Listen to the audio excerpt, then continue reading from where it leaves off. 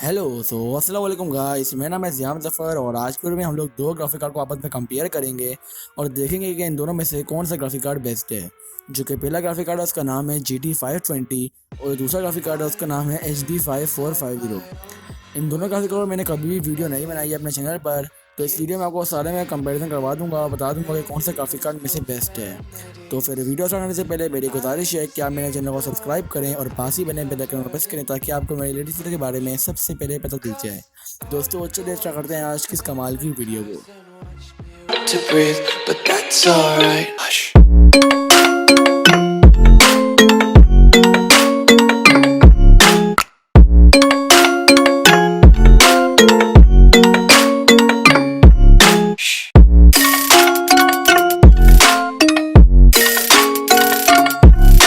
दोस्तों सबसे पहले बात करते हैं दोनों ग्राफिक कार्ड के फुल नेम की। दोस्तों जो पहला ग्राफिक कार्ड है उसका फुल नेम है NVIDIA GT520 और दूसरे का नाम है AMD Radeon HD5450। और अगर हम बात करें दोनों के लॉन्च डेट की, जो पहला वाला ग्राफिक कार्ड है वो 13 अप्रैल 2011 को लॉन्च हुआ था और दूसरा वाला कार्ड 4 फरवरी 2010 को लॉन्च हुआ था। और बात करें स्पेसिफिकेशंस की, तो पहले वाले ग्राफिक कार्ड में DirectX 12.0 है और दूसरे वाले में DirectX 11 है, जो कि 12.0 ज़्यादा अच्छा है। बात करें अगर हम GT520 के शेडर की, तो 5.0 है और उसकी भी 5.0 है, यानी कि दोनों की सेम है।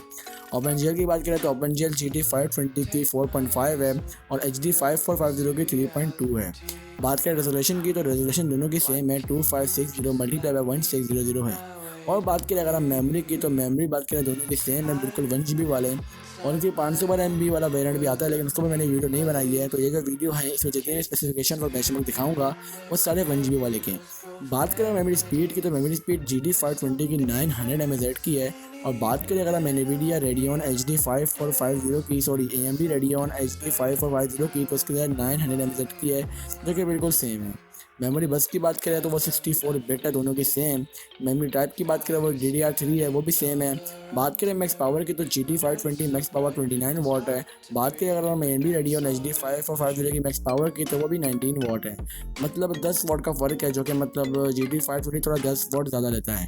बात करें PSO रिक्वायर्ड की, तो GT520 के लिए जो PSO रिक्वायर्ड है वो 300 वाट साथ में 22 एम्पियर का।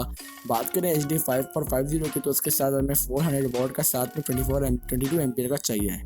अब ये तो बात जो इन ग्राफिक कार्ड के स्पेसिफिकेशंस की है। बात करें दोस्तों दोनों ग्राफिक कार्ड प्राइस रेंज की। दोस्तों पहला वाला ग्राफिक कार्ड है, बात करें GT520 की, तो ग्राफिक कार्ड आपको 2500 से लेकर 3000 रुपये तक की प्राइस रेंज में देखने को मिल जाएगा। और अगर हम बात करें दूसरे ग्राफिक कार्ड की, यानी कि HD5450 की, तो ग्राफिक कार्ड आपको 2000 से लेकर 2500 रुपये तक की देखने को मिल जाएगा।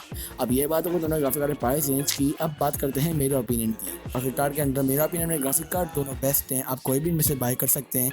अगर आपका बजट थोड़ा ज़्यादा है तो आप NVIDIA GT520 भी ले सकते हैं। अगर आपका बजट थोड़ा कम है तो आप NVIDIA Radeon HD5450 ही लें।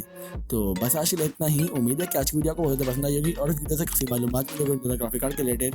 वीडियो पसंद आई सुना वीडियो को लाइक ज़रूर कीजिएगा और मेरे चैनल को सब्सक्राइब जरूर कीजिएगा। तो मैं हाजिर हूँ अपनी अगली वीडियो के साथ, तब तक के लिए बहुत ख्याल रखिएगा। अल्लाह हाफिज़।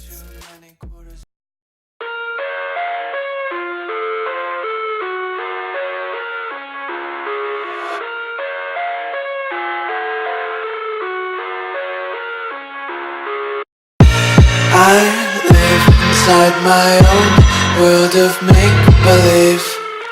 Kids screaming